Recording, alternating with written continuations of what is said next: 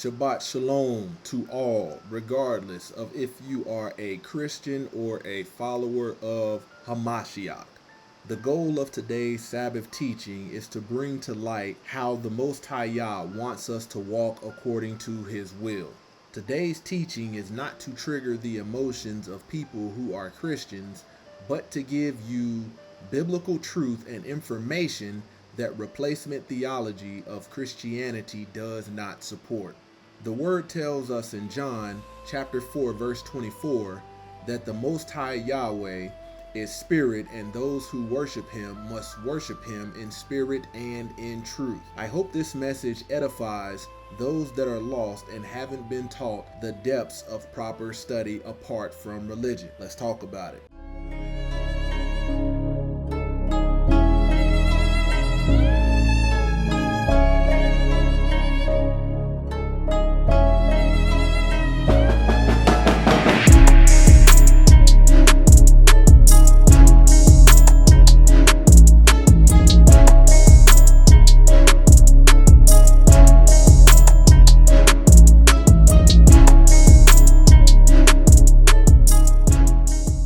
All praise to the Most High Yah Shalom. Thank you for tuning in to another righteous, spirit-filled episode. Today I'm back at it in them trenches, handling that kingdom business for this Sabbath day teaching. In today's message, I'm going to give you a lot of Bible, possibly more than you have ever gotten in one sitting of Christian Sunday sermon. I will also give you additional information that can only be given, through countless hours of proper study.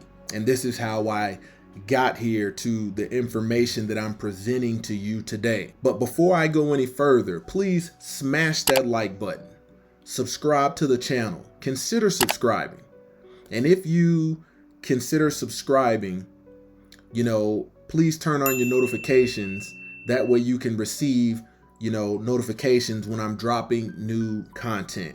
I appreciate all of the viewers and subscribers that constantly tap into my content. Lastly, drop me a comment down below. Let me know where you're coming from, where you're residing from, or potentially some topics that you want me to cover, and I will cover those. So like I said, today's Sabbath teaching is going to be a lot of information. You might want to pause this, dissect some of the things that I'm saying, do your own research, okay?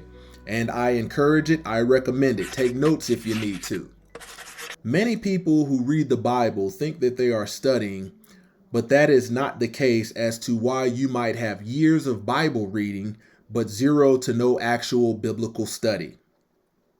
Reading is the act of understanding written words, while studying is the act of learning about a subject through reading and other methods. Studying involves searching for additional material, asking questions, and investigating whether the information is correct.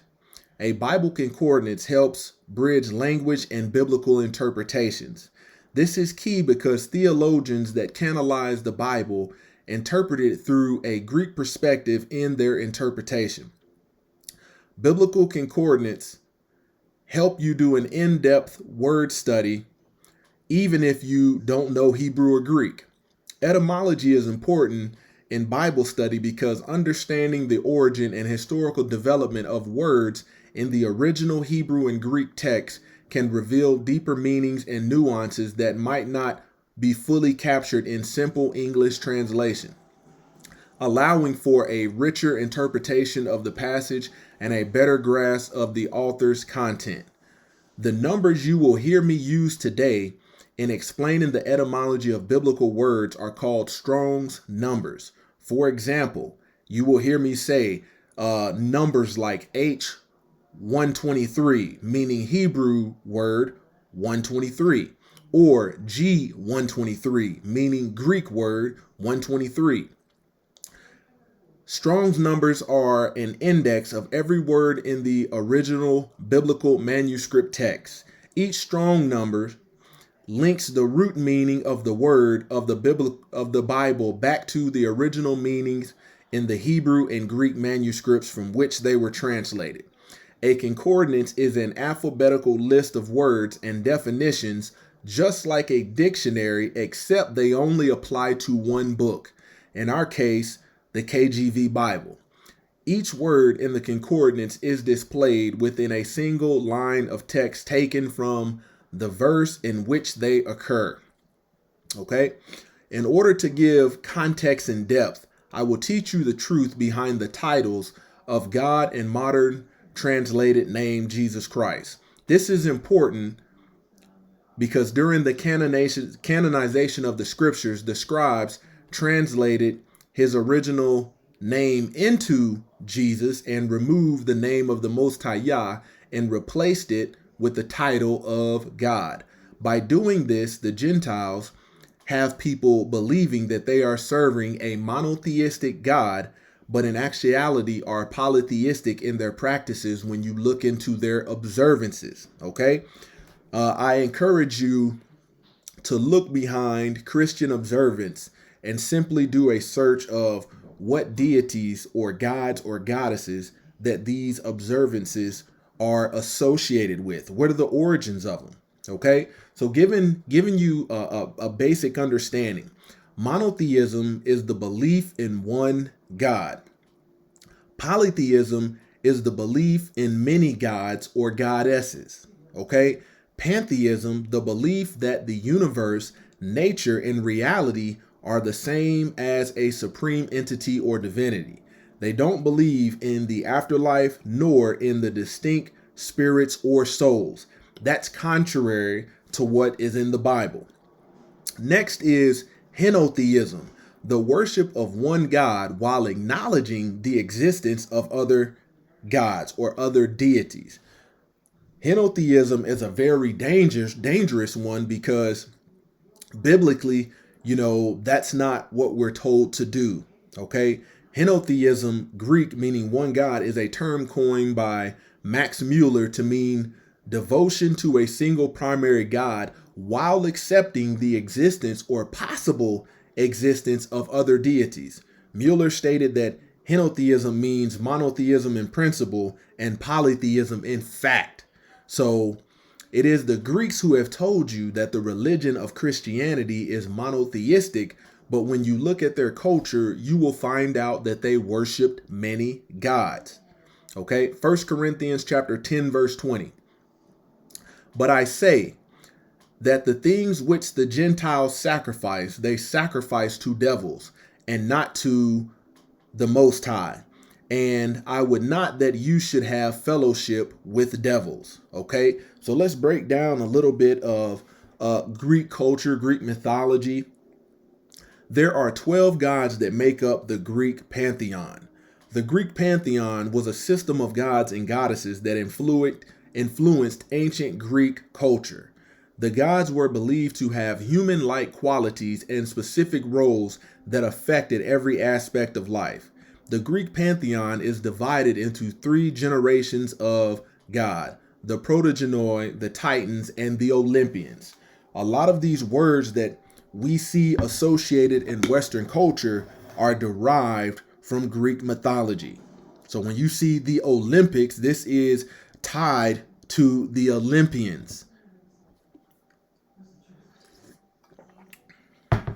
Okay, where does the Bible specifically tell us that there is no other gods, even if these cultures or other nations claim onto them? Isaiah 45:5. I am the Lord, and there is none else. There is no God besides me. I girded thee, thou hast not known me. Okay, Genesis 1:1. We're going to start and break this down to the lowest common denominator.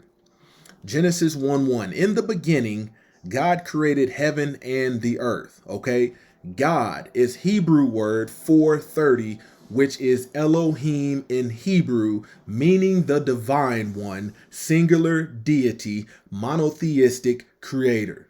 There is no other. So Elohim is another descriptive title, but what is the name of the Father? Yahweh is the name of the God of Israel and is the biblical pronunciation of the name Yahweh. The name Yahweh is made up of the consonants Yod, He, Vah, He, and is known as the Tetragrammaton. In the synagogue, the name Yahweh is replaced by the Hebrew word Adonai, my Lord, or Elohim, gods. The Hebrew word for Yod-Heh-Vah-Heh, or Yahweh, is the name of God, and it means I am that I am, or he who caused to become. It is also known as the Tetragrammaton, which is the Hebrew word for God made up of the four letters Yod-Heh-Vah-Heh. The name of God was revealed to Moses in Exodus chapter 3, verse 14. Now, the common trickery that most Christians don't realize is how the lawless Gentile Christian theologians during the canonization translated this into I am that I am, trying to remove his name from the text. Etymology reveals all the secrets of their crafty workmanship. The Bible tells us that the penmanship of the scribes is in vain. Without proper study, not just reading by itself, but without proper study, looking in depth at these words, you won't never know where the actual the scribes put in vanity, put in things that are worthless. Okay. Exodus chapter 3, verse 13 through 14. And Moses said unto God, behold, when I come unto the children of Israel, and shall say unto them, the God of your fathers have sent me unto you, and they shall say to me, what is his name? What shall I say unto them? So this is a question that Moses is asking. And God said to Moses, I am that I am. And he said, thus shalt thou say unto the children of Israel, I am hath sent me unto you. So when you look behind I am that I am is Yod-Heh-Vah-Heh, and which is revealing the name of Abba Yah. Let's unpack the truth about the true name of the Messiah. Matthew chapter 1:1. The book of generations of Jesus Christ, the son of David and the son of Abraham.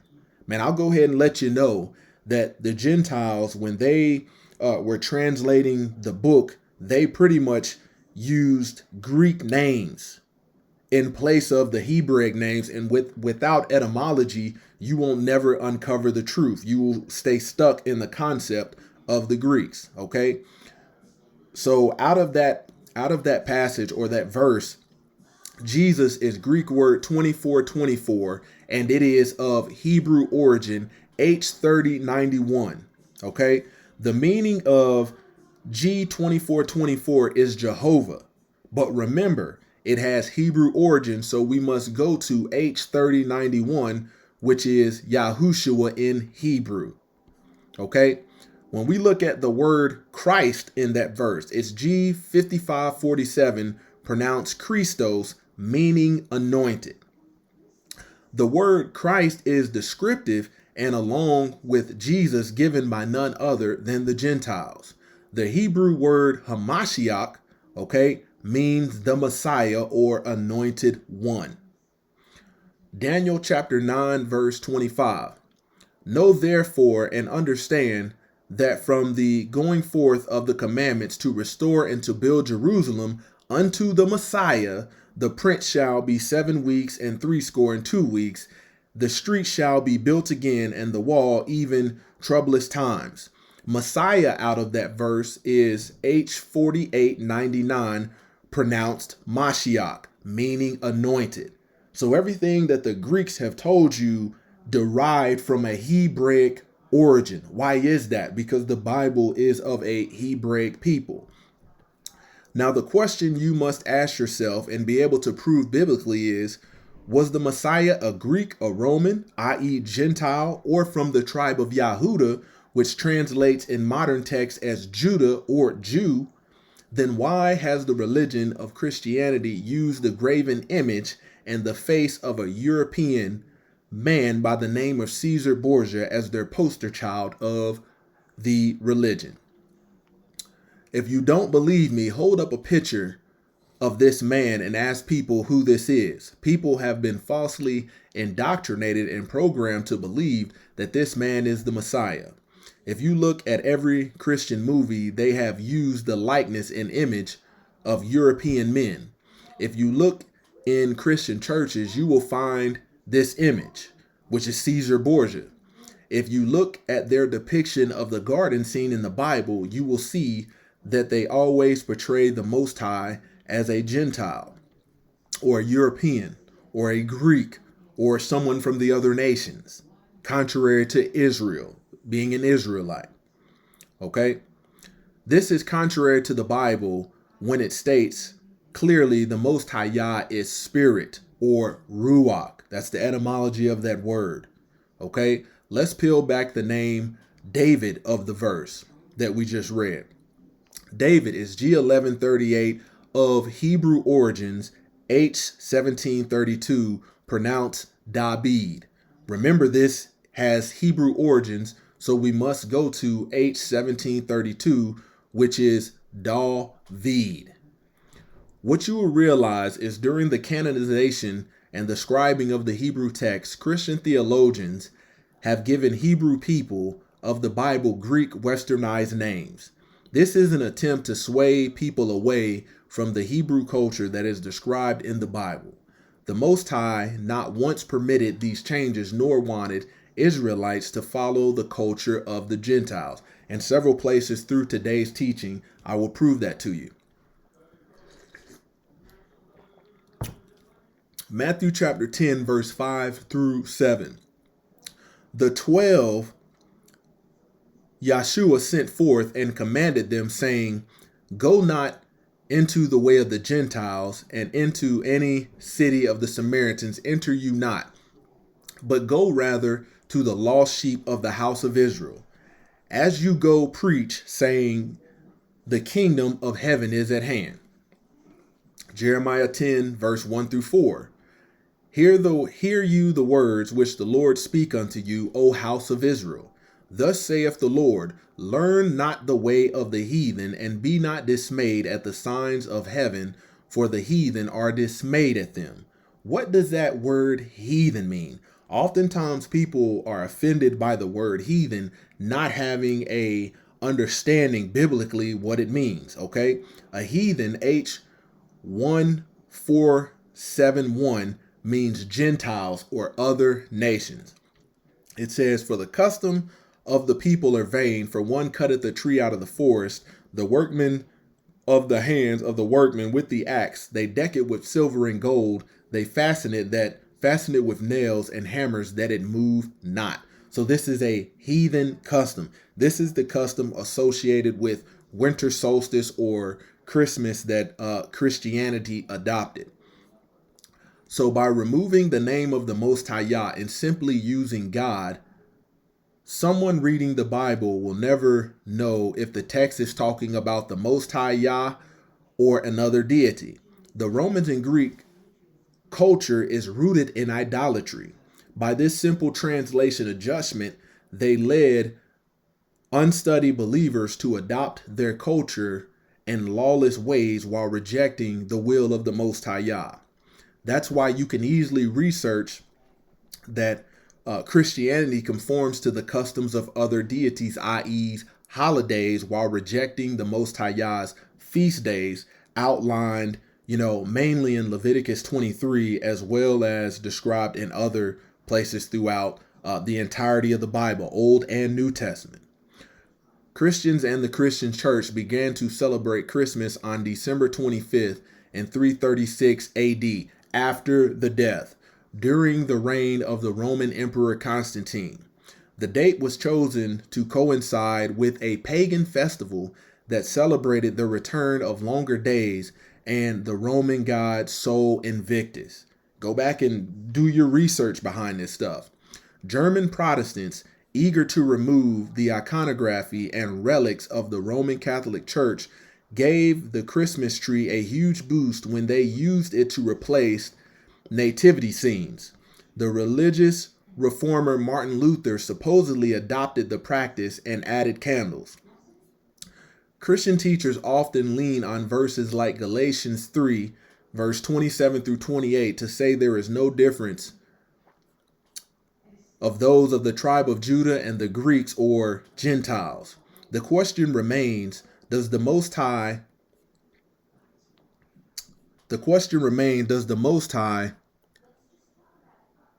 give or permit Gentiles alone to have salvation with faith alone while continuing to live in lawlessness or without the law?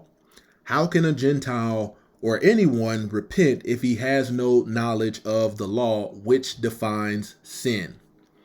Okay, Galatians chapter 3, verse 27 through 28. And it's very important that we break all of these down to the lowest common denominator and read them in context, because anytime you are reading about repentance, you have to ask yourself, what is it that the Most High Yah and Yahushua or the disciples or the prophets are telling people that they need to repent from? It is sin. And when we look biblically, sin is outlined as transgressions of the law. Okay, Galatians 3, 27 through 28. For as many of you have been baptized into Hamashiach, have put on Hamashiach. There is neither Jew nor Greek, there is neither bond nor free, there is neither male nor female, for you all are one in Hamashiach Yahshua. So in doing that, if you are departing from your iniquity or lawlessness, man, you are one in the body of Hamashiach. That's all that's saying. Romans chapter 2, verse 11 through 14.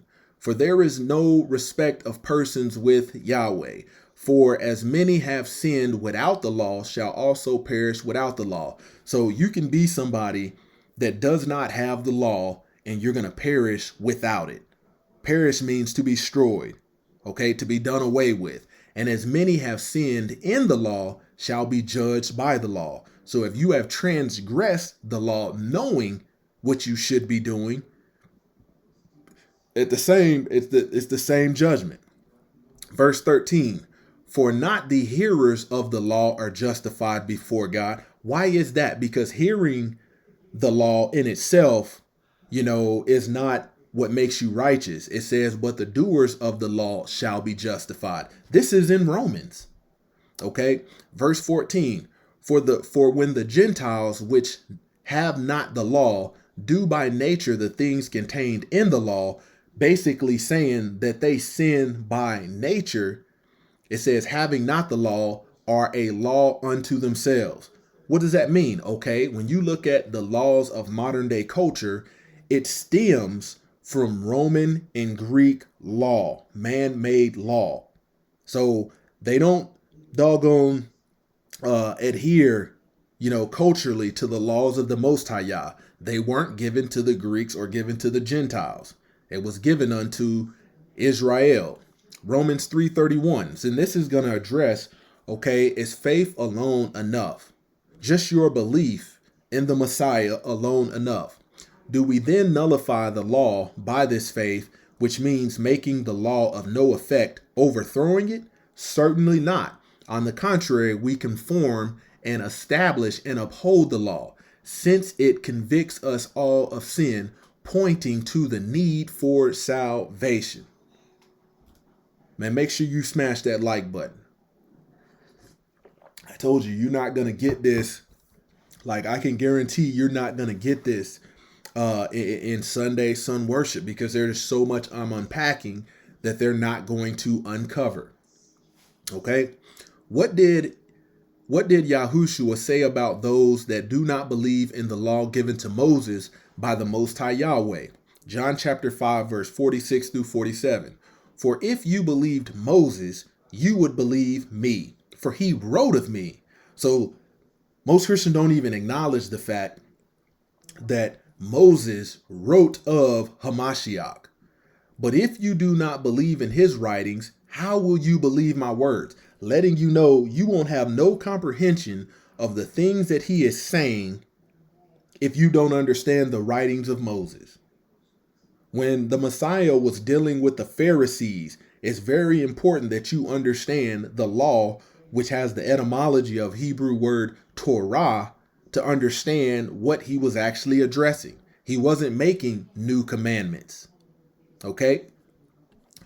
Why is this message being delivered today? Exodus chapter 20, verses 8 through 11.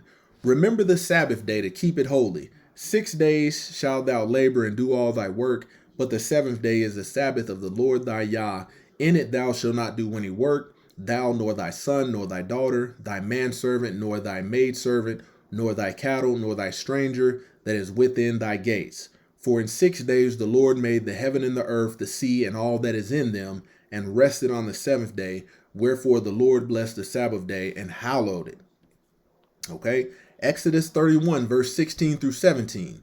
Wherefore the children of Israel shall keep the Sabbath to observe the Sabbath throughout their generations for a perpetual covenant. Perpetual is Hebrew word 5769, i.e. eternity, continually, everlasting, never ending, without end. Verse 17, it is a sign between me and the children of Israel forever.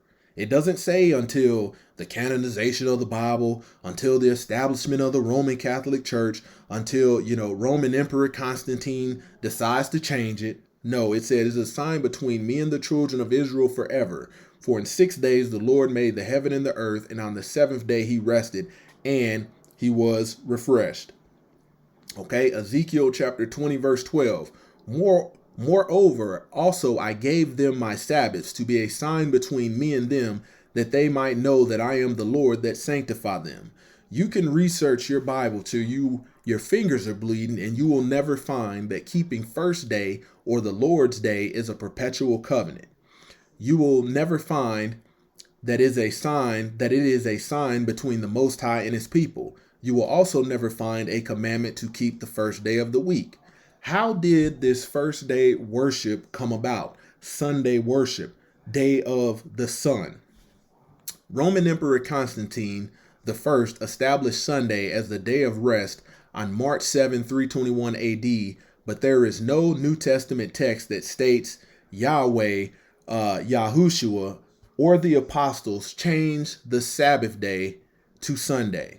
Constantine, on March 7, 321, he issued a civil decree making Sunday a day of rest for all city people, judges, craftsmen, except for farmers. So this was definitely a transgression, because nobody gave him authority to do this. And you can't find that nowhere biblically. And he even, what he does, exempts certain people from having to do it, which it says, except the farmers. So he was allowing the farmers to work on his so-called day of rest, but biblically we don't see that. How did Sunday get coined the Lord's Day? Emperor Constantine the Great established Sunday as the Lord's Day in 321. Okay, Constantine was a Christian convert who made Sunday a day of worship and rest. This is somebody that converted to the religion of Christianity. Does the Bible mention that the lawless will change dates and times? Daniel chapter 7 verse 22 through 27. Until the Ancient of Days came, and judgment was given to the saints of the Most High, and the time came that the saints possessed the kingdom. Thus he said, the fourth beast shall be the fourth kingdom upon earth, which shall be diverse from all kingdoms, and shall devour the whole earth, and shall tread it down and break it into pieces.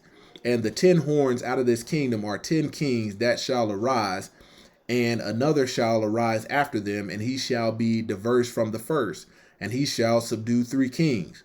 And he shall speak great words against the Most High Yah, and shall wear out the saints of the Most High, and think to change times and laws. And they shall be given into his hand until a time and the dividing of times. This is why the Greeks gave you the Gregorian calendar, which removes people away from the biblical months outlined in the Bible. The Bible and its events are based upon a Hebrew calendar system, which is a lunar solar calendar, meaning it is based on both cycles of the moon and sun. Pope Gregory VIII introduced the Gregorian calendar in 1582. The Catholic European countries of Italy, France, Spain, and Portugal began using the new Gregorian calendar in 1582. By the time the 7 days of the week was officially adopted by Constantine in 321 AD, the nundinal cycle had fallen out of use.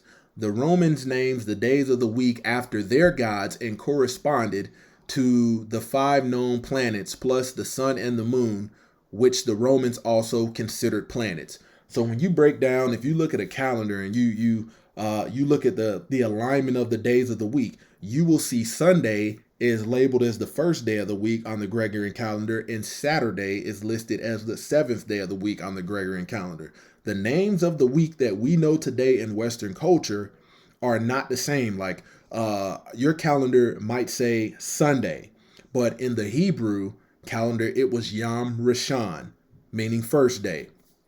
Okay, or Yom HaShabbat, that is the Hebrew word for Saturday. There are some very key differences in how followers of Messiah obey the biblical commandments to keep the Sabbath, and how those who are Christians are taught by religion to observe the day that man created, i.e. the Lord's Day. I will break down later what the word Lord means. Okay, so what are the differences in how, the religion of Christianity keeps it, or keeps their day, versus how we are commanded to keep the biblical Sabbath? You will discover that followers of Yahushua HaMashiach abstain completely from servile work, abstain from causing others to work. We allow the land to rest for a complete 24 hours or a day. The biblical day is described in the book of Genesis from sundown to sundown and not midnight to midnight. Okay, that's a Gregorian concept, that midnight to midnight. Those that have been taught by the religion of Christianity go to church on first day and commonly go out to eat afterwards or run errands, thus forecausing others to work on a day that they believe they are resting. That's a transgression of the law. Meanwhile, they follow the agenda of the world by doing what everyone else is doing on Saturday, including shopping, dining out, sporting events, running errands, and even working. What did the Messiah, Yahushua HaMashiach, observe? The 7th day Sabbath, or the Lord's Day, created and coined by the Gentile Constantine. Luke chapter 4, verse 14 through 16.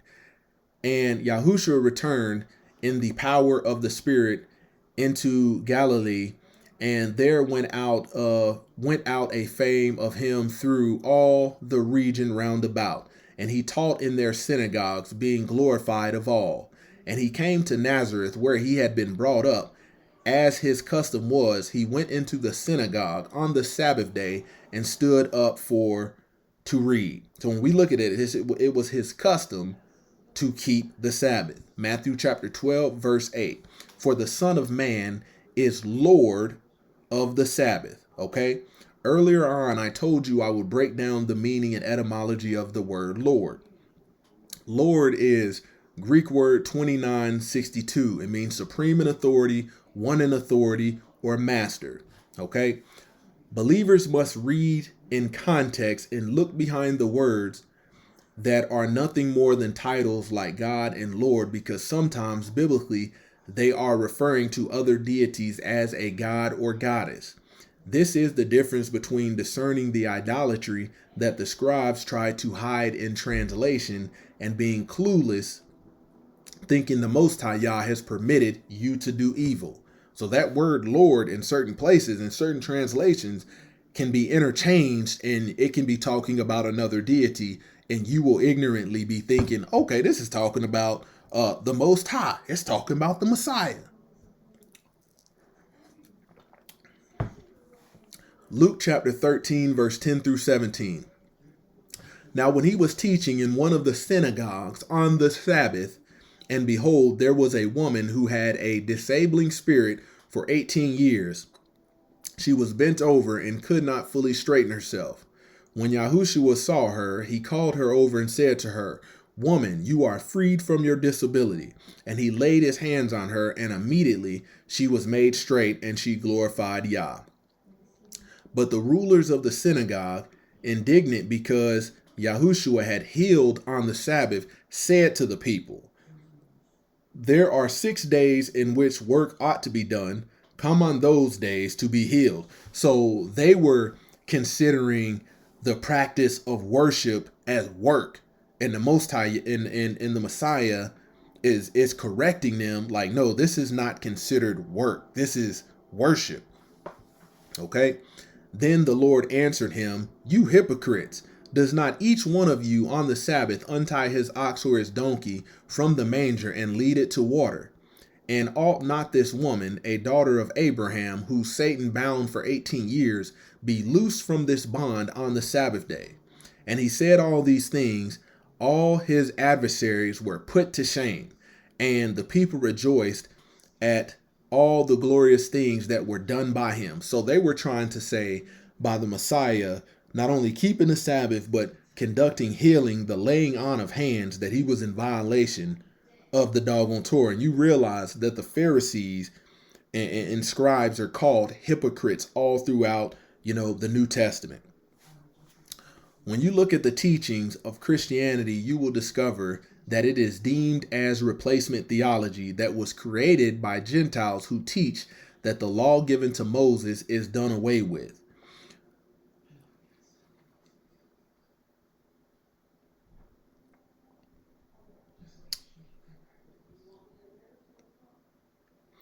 The ones who canonized the Bible and created the religion of Christianity, this was developed by Gentiles, which includes Romans and Greeks, okay? There are many problems with this theological concept because the Bible doesn't support it, okay? Or you will hear of it as supersessionism. If it's not replacement theology, it's supersessionism. Matthew chapter 5, verse 17. Do not think that I come to do away with or undo the law of Moses or the writing of the prophets. I did not come to destroy, but to fulfill. For I assure you and most solemnly say to you, until the heavens and the earth pass away, not the smallest letter or stroke of the pen will pass from the law until all things which it foreshadows are accomplished. So whoever breaks one of the least important of these commandments and teaches others to do the same. Here's the importance. And teaches others to do the same. The religion of Christianity teaches others to do the same. It says will be called least important in the kingdom of heaven. But whosoever practices and teaches them, he will be called great in the kingdom of heaven. For I say to you, unless your righteousness, and that righteousness meaning uprightness, moral essence, is more than of the scribes and Pharisees, you will never enter the kingdom of heaven. So here's a sense showing you that when it comes to the uprightness and moral essence of the scribes and Pharisees was not that high. And he's letting you know that unless your righteousness exceed theirs, you won't see the kingdom of heaven. The religion of Christianity teaches people to follow the ways of man instead of the commandments of the Most High Yah. Christians often try to defend their stance, saying the Messiah only gave us certain commandments. We're going to deal with that. Christians don't understand that nothing the Messiah mentioned as a commandment or an instruction goes against the will of Yah. John chapter 13, verse 34. A new commandment I give unto you, that you love one another as I have loved you, that you also love one another. When you think about that, when you read, thou shalt not covet, thou shalt not covet your neighbor's wife. When you're reading those commandments in Exodus chapter 20, this is basically the same thing showing you how you're supposed to love one another. It's not anything different. Okay. John chapter 6, verse 38 through 40. For I came down from heaven not to do my own will, but the will of him that sent me. People will try to tell you in all of these different replacement theology teachings that he came and gave us a new set of commandments and all of that. And that's not what he came to do. He came to do the same will of the Father. And this is the Father's will which have sent me, that of all which he have given me, I should lose nothing, but shall raise it up again at the last day. And this is the will of him that sent me, that everyone which seeth the Son and believeth on him may have everlasting life, and I will raise him up at the last day. Mark chapter 7, verse 9. He was also saying to them, you are experts at setting aside and nullifying the commandment of Yahweh in order to keep your man-made traditions and regulations. This is during a conversation that he was having with the Pharisees. They were trying to hold the Messiah to the laws of man. And he's like, man, you're a hypocrite. You got to find way of rejecting the will of the Most High Yah in order to keep your man-made traditions. Most High Yah doesn't recognize. Who did the Messiah come for or return for? Matthew chapter 15, verse 24. But he answered and said, I am not sent but unto the lost sheep of the house of Israel. In what order is salvation granted biblically? Romans chapter 1, verse 6. For I am not ashamed of the gospel of Mashiach, for it is the power of Yahweh unto salvation to everyone that believeth, to the Yahudim first, and also to the Greek or the Gentile. Why was salvation offered to the Gentiles or other nations? That's a very important question. Why was salvation offered to the Gentiles or the other nations? Romans chapter 11, verse 11 through 12. So I ask, did they stumble in order that they might fall? By no means. Rather, through their trespass, salvation has come unto the Gentiles, so as to make Israel jealous. Now, if their trespass means riches for the world, and if their failure means riches for the Gentiles, how much more will their full inclusion mean? So when Israel, obeys the will of Yah, how much more will their portion be? What was Paul's warning to the Gentiles? This is very critical because it breaks down the concept of replacement theology and them using, Gentile doctrine and exalting it over what was given unto Yashriel. Romans chapter 11, verse 13, 21. Now I am speaking to you Gentiles, insomuch that as I am an apostle of the Gentiles, or to the Gentiles, I magnify my ministry in order to somehow to make my fellow Yahudim jealous, and thus save some of them. For if their rejection means the reconciliation of the world, what will their acceptance mean but life from the dead? If the dough offered as first fruits is holy, so is the whole lump. And if the root is holy, so are the branches. But some of the branches were broken off, and you, although a wild olive shoot, were grafted in among others, and now share in the nourishing root of the olive tree. Do not be arrogant towards the branches. If you are, remember it is not you who support the root, but the root that supports you. Then you will say, branches were broken off so that I might be grafted in. That is true. They were broken off because of their unbelief, but you stand fast through faith. So do not become proud, but fear. For if Yahweh did not spare the natural branches, neither will he spare you. So further breaking down, this is why salvation is for the Yahudim first, and then the Gentile or the Greek. And the Most High is using Paul to let them know, do not exalt yourself above the natural branches. Do not exalt yourself above Israel. What you will see in Christianity is that they have attempted to exalt the church over the children of Israel in order to receive the Most High Yah's promises.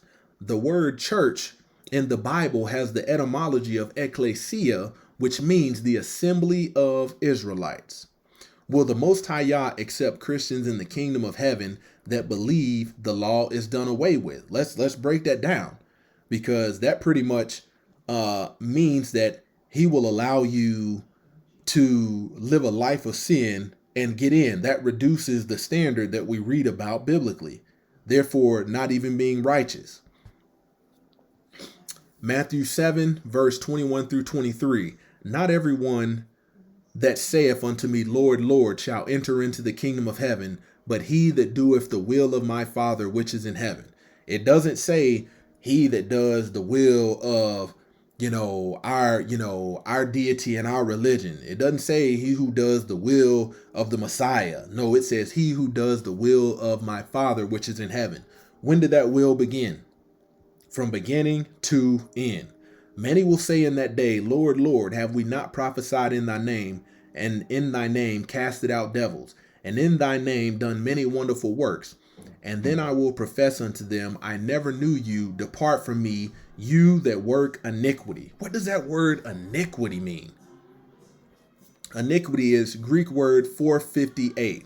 It means to violate the law, wickedness, state of lawlessness, transgress the law, unrighteousness. When somebody says the law is done away with, or we don't have to follow the law, that statement is a statement that is made in a state of lawlessness.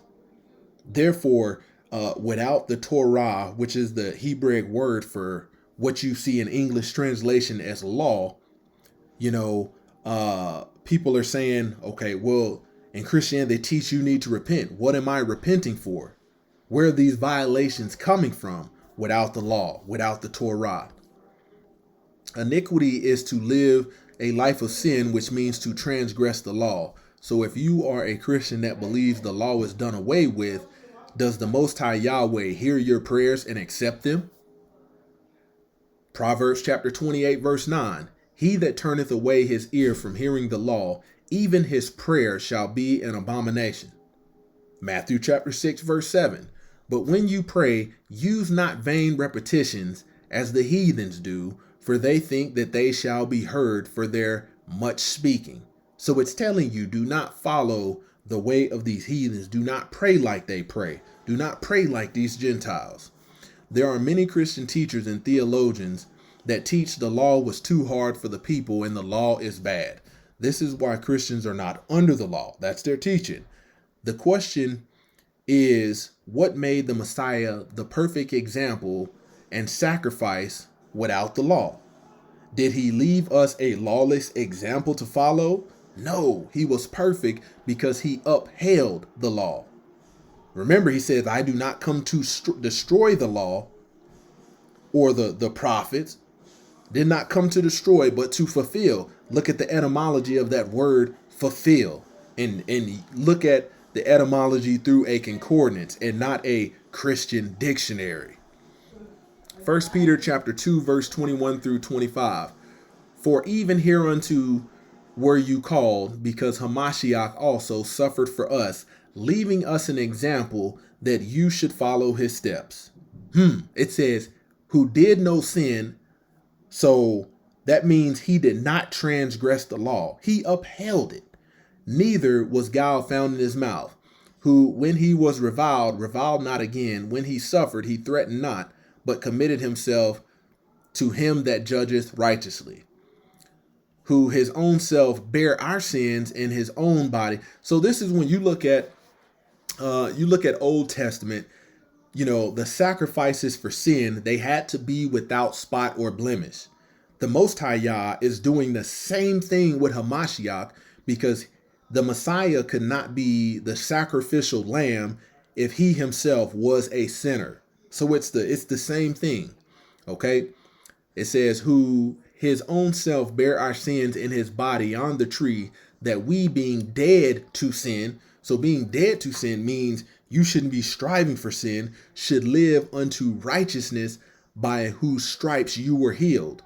So you are given this example of seeing somebody in the flesh being able to uphold the law. Not saying that law is hard and law is done away with. For you were as sheep going astray, but now are returned to the shepherd and bishop of your souls. Romans chapter 8, verse 3.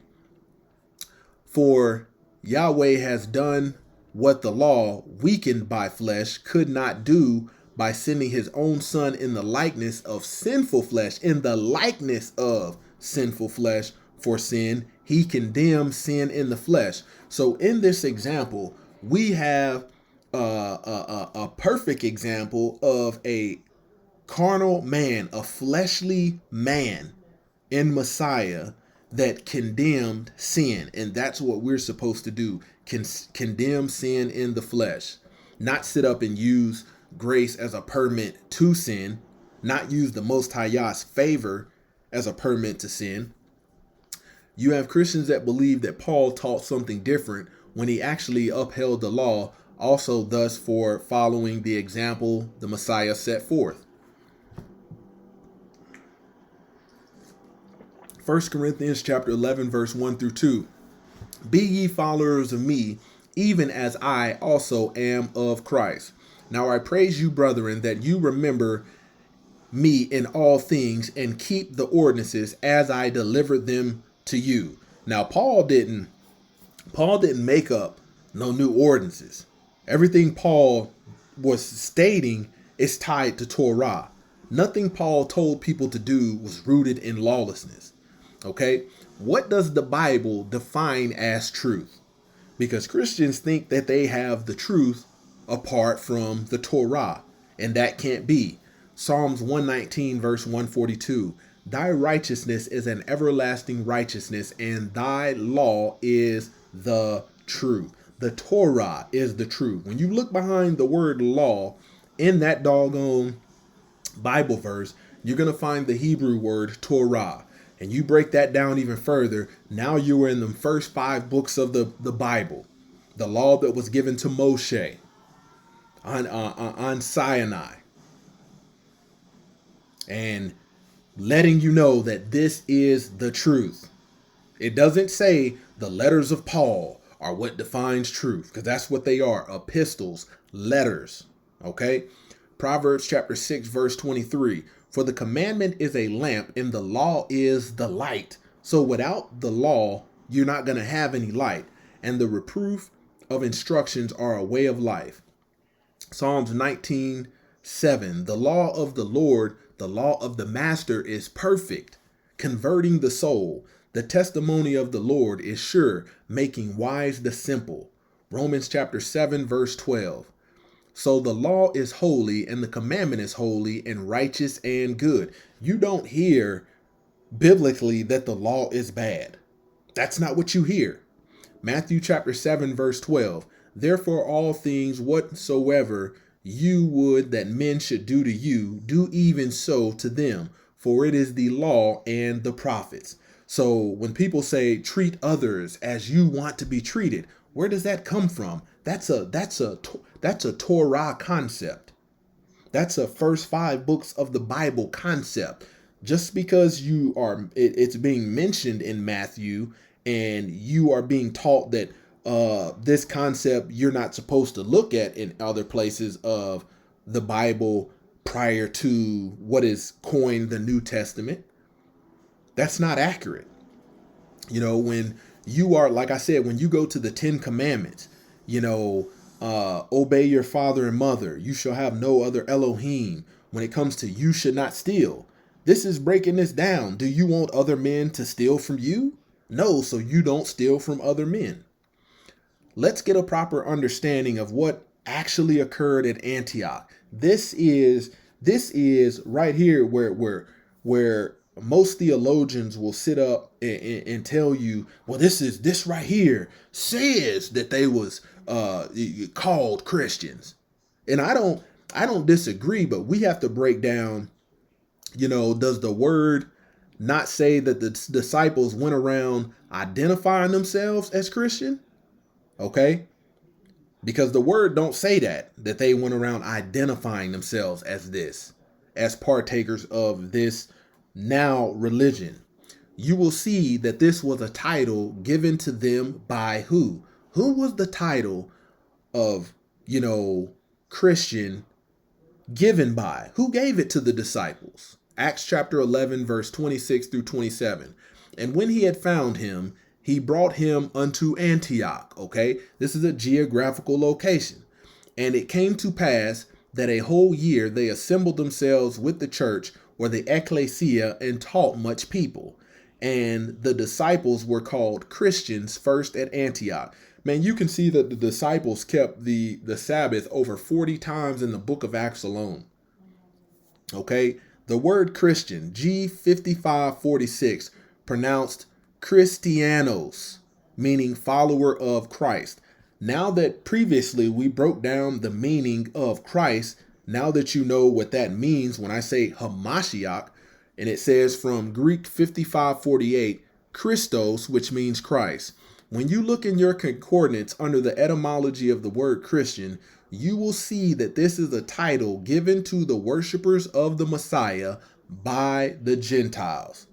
And this whole thing is formed around them calling the Hebraic Israelite followers of Messiah, calling them Christians. It's not a name they walked around giving themselves, being identified when who are you guys? Well, we're the disciples, we're Christians. No, that's not what the book says. Verse 27, and in these days came the prophet from Jerusalem unto Antioch. So let's look into this Antioch a little bit deeper. Thus for everything the Gentiles have given you upon the religion they created is not of Yah. They have replaced the will of Yah with their own observances and theology known as replacement theology or supersessionism, and done so through the Gentiles being the ones who canonized the scripture into what you know as the Bible. And you break that word Bible down into Biblia and pack that even further than that, that will uncover more. Okay, where is the city of Antioch located? The ancient city of Antioch is now located in modern day Turkey as the city of Antakya in Hatay province. The remains of the ancient city are mostly buried under deposits from the Orontes River. Antioch was a major city in ancient Syria and a center of commerce and politics in the Roman Empire. It was founded in 300 BCE by Seleucus I Nicator, a former general of Alexander the Great. The city was strategically located at the mouth of the Orontes River, connecting the Syrian highlands to the sea. It was a prominent center of early Christianity. So you will hear people say, early Christians. Man, this is referring back to Antioch and the Gentiles, the heathens, calling them the followers of Yahushua HaMashiach, coining them as Christians, thus for creating this whole religion. Okay, Antioch was a city controlled and governed by heathens. Let's dive into who reigned over Antioch and how these Greek rulers treated the true worshipers of the Most High Yahweh. When it comes to Antioch, several kings of the Seleucid Empire were Greek, including Antiochus I, Soter, reigned from 281 BC until his death in 261 BC. He was the last known ruler to be given the title King of the Universe. Antiochus II, Theos, reigned from 261 BC until 246 BC. He was the son of Antiochus I, Soter, and Princess Stratonice. Antiochus III the Great reigned from 223 BC until 187 BC. He was a militarily active ruler who expanded the empire's territory. Antiochus IV Epiphanes reigned from 175 BC until 164 BC. He was a Greco-Syrian emperor who is associated with the Maccabean Revolt and the holiday of Hanukkah. He embraced the Hellenistic way of life and worshipped of Greek gods. So this is giving you some context to who the people are at Antioch. Okay, the main phase of the revolt lasted from 167 to 160 BCE and ended with the Seleucids in control of Judea. but conflict between the Maccabees, Hellenized Jews, and the Seleucids continue until 134 BCE, with the Maccabees eventually obtaining independence. So now we're reading about the I'm telling you about the Maccabean Revolt. A Bible book known as First Maccabees was removed from the KJV Bible, the King James Version, in 1885, along with other books that describe what actually took place. The original KJV, produced and published in 1611, had 80 books, contrary to the 66 book version Christian pastors use today. These books are key in detailing how the Gentiles or heathens who created the religion of Christianity treated Israelites. So if you Google First Maccabees chapter 1, you can find this on PDF. Like I said, in the original KJV Bible, you'll see that this is a Bible book. Some of the Christian church still have this Bible book in there. So First Maccabees chapter 1, verse 10 through 14. The wicked ruler Antiochus Epiphanes, son of Antiochus III of Syria, I gave you that historical context, was a descendant of one of Alexander's generals. Antiochus Epiphanes had been a hostage in Rome before he became king of Syria in the year 137. At the time, there appeared in the land Israel a group of traitorous Yahudim who had no regard for the law and who had a bad influence on many of our people, they said. Let us come to terms with the Gentiles, for our refusal to associate with them has brought us nothing but trouble. This proposal appealed to many, and some of them became so enthusiastic about it that they went to the king and received from him permission to follow Gentile customs. So you have Hellenistic Yahudim or Hellenistic Israelites that said, man, since we, are not participating with them, man, we've had much trouble, much suffering. So why don't we go to the king and see if he will allow us to adopt the ways of Gentile customs? Okay. Verse 14 says, they built in Jerusalem a stadium like those in Greek cities. First Maccabees chapter 1, verse 20 through 25. In the year 143 after the conquest of Egypt, Antiochus marched with a great army against the land of Israel and the city of Jerusalem. In his arrogance, he entered the temple and took away the golden altar, the lampstand with all it equips, the table for the bread offered to the Lord, the cups and bowls, the gold fire pans, the curtains, the crowns. And this right here, what he's taking away, is described in the Torah when they established this. And everything else of value, including the treasures that he could find stored there. Then he took it all to his own country. He had also murmured many people and boasted arrogantly about it. So he boasted about doing this evil. There was great mourning everywhere in the land of Israel. First Maccabees chapter 1, verse 29 through 35.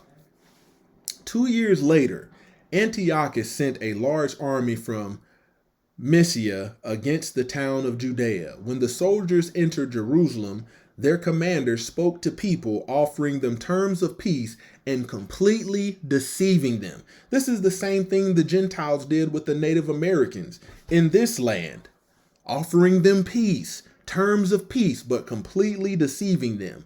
Then suddenly he launched a fierce attack on the city, dealing it a major blow and killing many of the people. This is Israelites.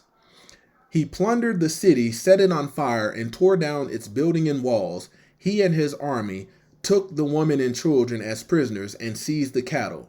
Then Antiochus and his force built high walls and strong towers in the north of the temple, turning it into a fort. They brought in a group of traitorous Yahudim and installed them there.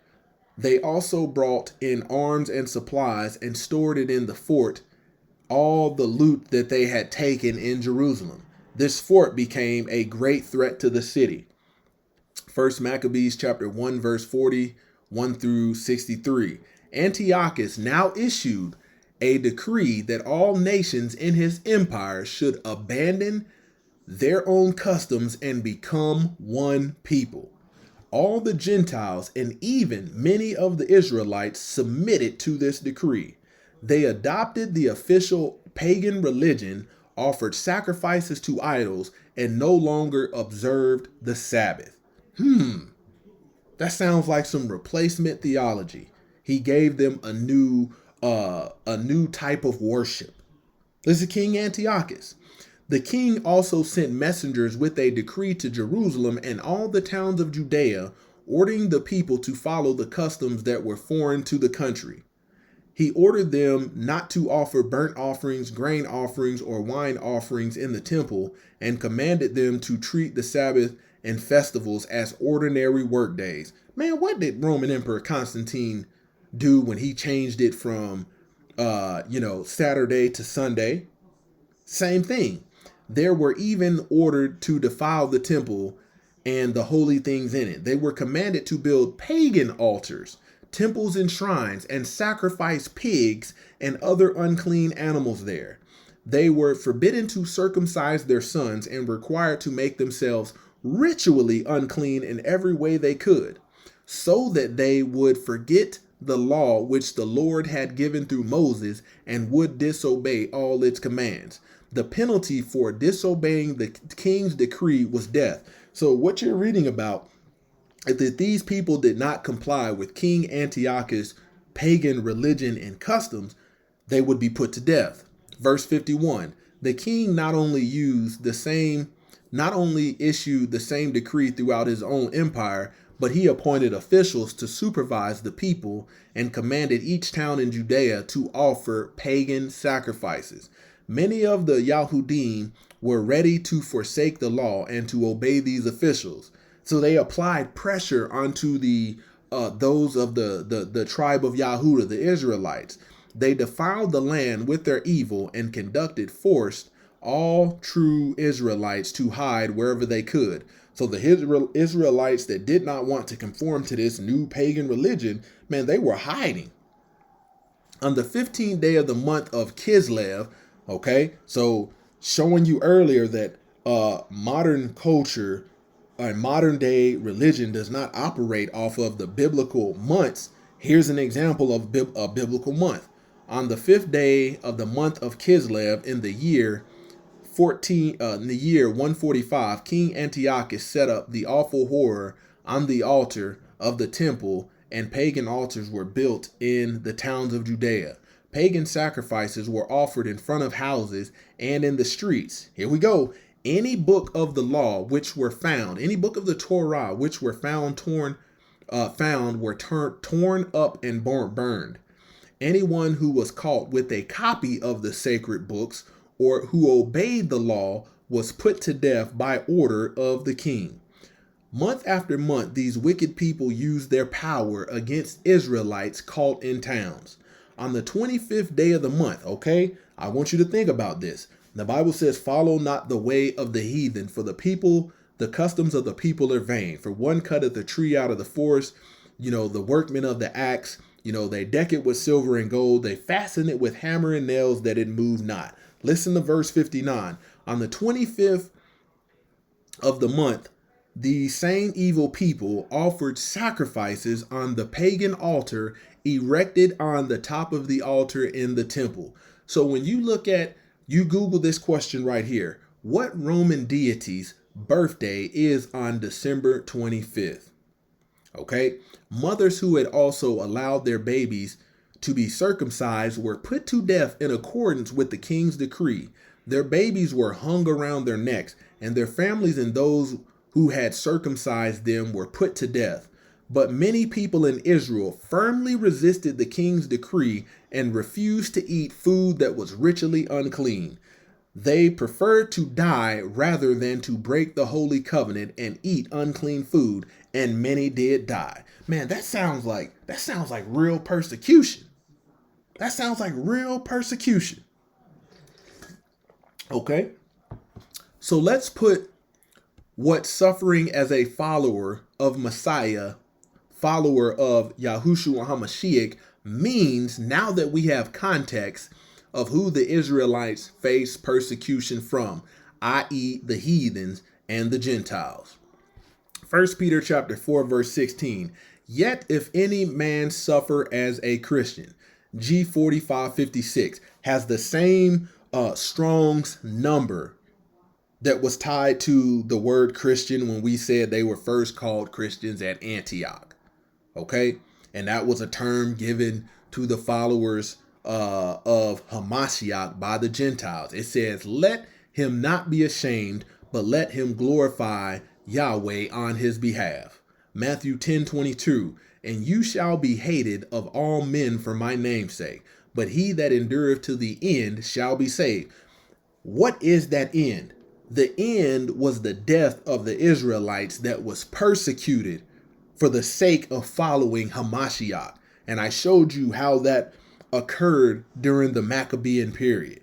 This is why they don't want you reading these books, because it exposes the true nature of the Gentiles. Romans chapter 12, verse 1 through 2. I beseech you, therefore, brethren, by the mercies of Yahweh, that you present your bodies as a living sacrifice, holy and acceptable unto Yah, which is your reasonable service. And be not conformed to this world, but be ye transformed by the renewing of your mind, that you may prove what is good, acceptable, and perfect will of Yah. So the people that died at the extent, the Israelites that died at the extent of not following this new pagan religion, man, they presented themselves as a living sacrifice. Hamashiach, presented himself as a sacrifice when he died on that cross. See, this is the stuff they don't tell you. And this is why the thumbnail says they're not going to teach you this in church. 1 Corinthians chapter 12, verse 1 through 2. Now concerning spiritual gifts, brethren, I would not have you ignorant. You know that you were Gentiles carried away unto these dumb idols, even as you were led. By no means am I saying that being an Israelite by blood will get you into the kingdom of heaven. What I am saying is for those who have been scattered from these tribes to repent and take hold of the promises that were given unto you. Repent meaning turn from your lawless ways. Many of the children of Israel have become Hellenistic in their exile. Hellenistic means those of the tribe of Yehuda who adopted the Greek language, customs, and traditions. Thus you have today a majority of westernized Israelites that were scattered due to disobedience, finding comfort in the lies of replacement theology and its ways. Look behind every observance of the religion of Christianity, and you will see the idolatry as well as the pagan heathen roots. Those Hellenistics from the tribe will not see the kingdom if they continue therein, the ways of the Gentiles and their religion. They will perish. Gentiles that continue living in lawlessness will perish if they don't uphold the law of the Most High Yahweh. When I read Romans 3:31, it said, by this faith do we do away with the law. It said, no, uphold the law. Ask yourself the very same commandments that Christians say they keep. Who were they given to? Were they given to Christians or were they given to Israel? Are not the commandments given at Sinai included in the law or the Torah, the first 5 books? What happened over thousands of years is the Gentile theologians have cherry-picked out of a Hebraic book and only teach their followers pieces of the truth rather than the whole truth. And this is what, when it comes to deception and manipulation, there has to be pieces of truth in order for people to take the bait and say, ooh, this is the truth. Let's be clear, because the Gentiles have no problem telling you their nationality, their language, their culture, but that is not the culture of the people of this book, nor the lifestyle of righteousness the Most High Yah intended for this people, for his people to follow. So when it comes to people that are Gentiles, they know their identity. My grandfather or, my ancestors were Roman. They was Greeks. They was Syrian. They was this. I'm Italian. They know that. But when it comes to Israelites that have been scattered, it looks a little bit different. Hebrew is a Semitic language. Hebraic speaks to the Hebrew culture. Israelite is the nationality. See, when it comes to Christians that try to reject the truth that I'm giving you, they want to spin it off as being an Israelite is a religion or a sect. No, being an Israelite is a nationality. When you're reading that the Yah of Israel speaking unto Moshe, at the top of Mount Sinai, he wasn't speaking unto a religion. He was speaking to a nationality of people. Africa, or being African, is not a nationality because Africa is a continent. Africa is made up of many nationalities, but the Gentiles in their concept of race theory have buried the identity of those scattered tribes and titled you as African Americans once you got off the boat and gave you the doctrine of African American history. Being a black or African American is a concept given to the children of Israel by the Gentiles and is not biblical. I've got other teachings on this channel showing that the concept of race is not that old. Semitic refers to a group of languages and the people who speak them. Okay, a branch of Afro-Static language family. So in the continent of Africa, there are nations that speak, Hebraic Semitic languages, and they are grouped into Afro-Asiatic language family. Semitic languages, including Arabic, Hebrew, Aramaic. Aramaic is the dialogue that Hamashiach spoke. Okay, Tigrinya and Maltese. The term Semite. So when you're reading Hittites, Jebusites, all through the Bible, you're reading about the language of the people. The term Semite refers to an ethnic cultural group associated with people of the Middle East, including Arabs, the Yahudim, Akkadians, the Phoenicians. This term is derived from the biblical name Shem, the son of Noah, who is thought to be the direct ancestor to the Yahudim and the Arabs. Okay, so here's another concept, that people don't acknowledge. Man, there is people masquerading around as the people of the book, but they're nothing more than Gentiles. And I'll break that down.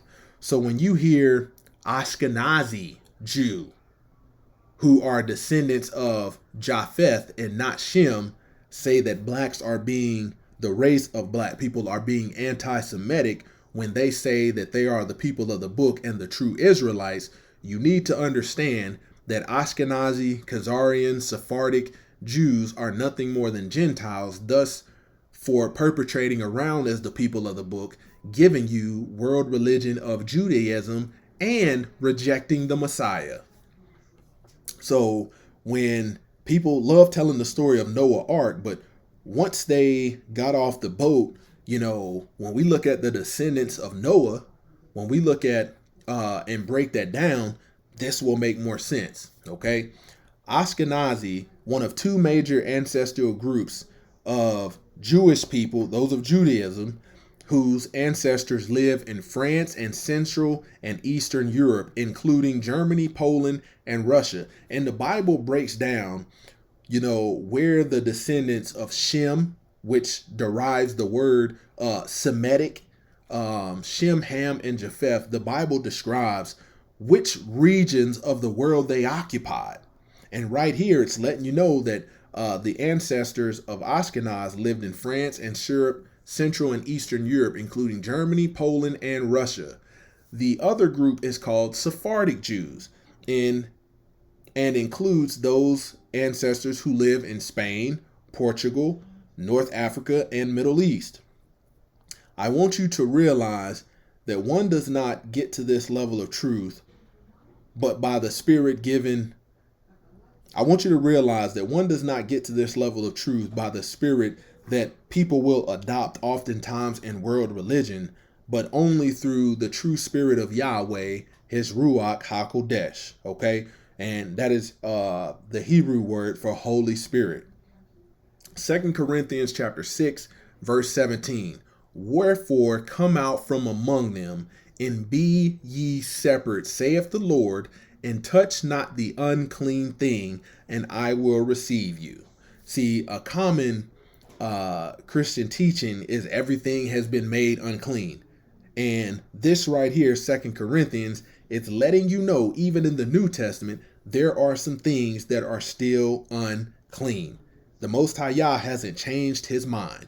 He said his ways are above our ways. When you look at the book of Revelations and you're looking at the churches being called out and judgment being issued upon them, it is this very same thing that Jezebel is being held accountable for, because she led astray the servants of the Most High Yah and caused them to eat food sacrificed unto idols. I even acknowledged in the Maccabean period what that food was, an example of it, and it shows that they were sacrificing pigs on pagan altars. And here's what I want to say, man. If you're somebody that you might disagree, but man, I tell anybody, you can disagree all day, but I dare you to disprove it. Because all of this stuff, like I said, man, you have to accumulate, through proper study, through etymology. Just using a doggone a Christian Bible dictionary will never explore this. And I told you, there is the difference between reading and studying. Most people think that they have studied, haven't studied at all. All they've done has been reading for 30, 40, 50 years. And the religion of Christianity, this is why it has so many different flavors that are unbiblical. This is why you have all these different denominations that are unbiblical. This is why you have Calvinism. You got Eastern Orthodox, all of these different things. Calvinism is nothing more than something started by John Calvin. When we start looking at the canonization of the book, how did the Bible get into the order of book, chapter, and verse? You're looking at the works of Gentiles. The original, manuscripts did not read that way. And during the canonization, what these Gentiles did was they said, hey, okay, we're going to look at these books and we're going to determine what we want to go forth, not what was, because they took out of a whole bunch of different books, more than 200, and gave you 80, gave you this version. When you look at King James, when you look at these different versions, these are versions that have been translated and published by Gentiles. And until you peel back the layers and bring in additional material, which that means to study, you're not going to get to this truth. And the Most High Yah is telling his people, wherefore come out from among them. Who is them? Them is the heathens. Them is the lawless. Them is the Gentiles that were not given the law. They have no law.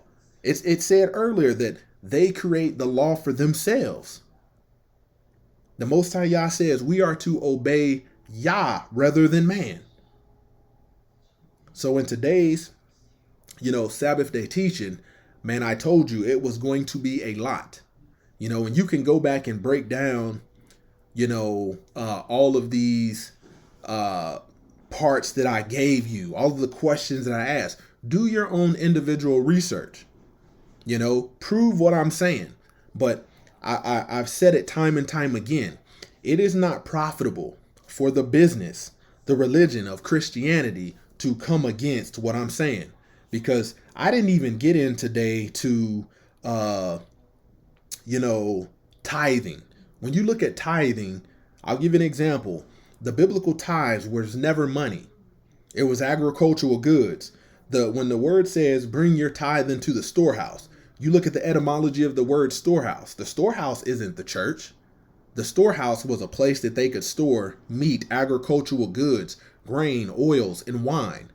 Matter of fact, you look Old Testament, the tithes was dedicated to the Levites because their work was to maintain the church.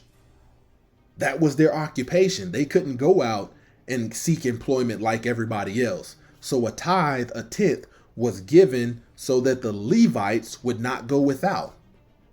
So when we think about these 12 tribes, these Levites, who are the Levites today. All of a sudden did the Levites become Gentiles? So now does the tithe take the... So when you peel this thing back, man, we can unfold and go down so many different topics that you're not going to get, Christian theologians to come out and try to dispute or debate. And the Bible does say to debate thy cause. See, here's where the sin lies.